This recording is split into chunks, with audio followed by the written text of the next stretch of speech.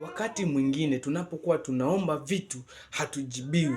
Lazima tuangalie kwanza sisi wenyewe ndani ya mioyo yetu. Je, tuna upendo na wengine? Kwa sababu amri mpya tuliopewa na Yesu mwana wa Mungu, ametupa amri ya kwamba sisi tupendane. Lakini kwa nini tunaomba hatujibiwi? Je, tazama kwanza, una upendo na watu wengine? Una upendo kwa jamii yako? Una upendo kwa majirani wanaokuzunguka? Au ndio pale unabaki kusema kwamba waendelee na maisha yao? Mungu hataki hivyo. Mungu anataka sisi tuwe kitu kimoja. Anasema, tazama ilivyo vyema ndugu anapokaa pamoja kwa umoja, wakipatana vyema. Umeona? Na Mungu anakaa katikati yao. Kitabu cha Mhubiri anasema afadhali wawili kuliko mmoja.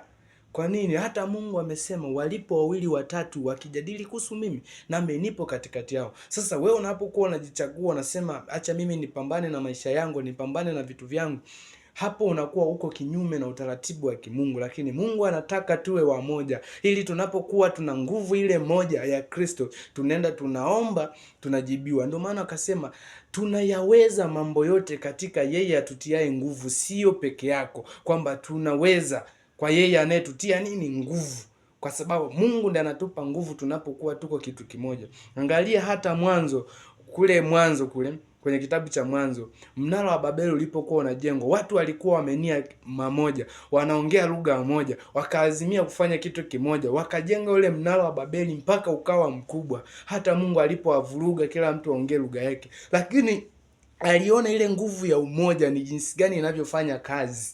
Na sisi tuwe kitu kimoja, tutaomba maombi yatajibiwa. Amen.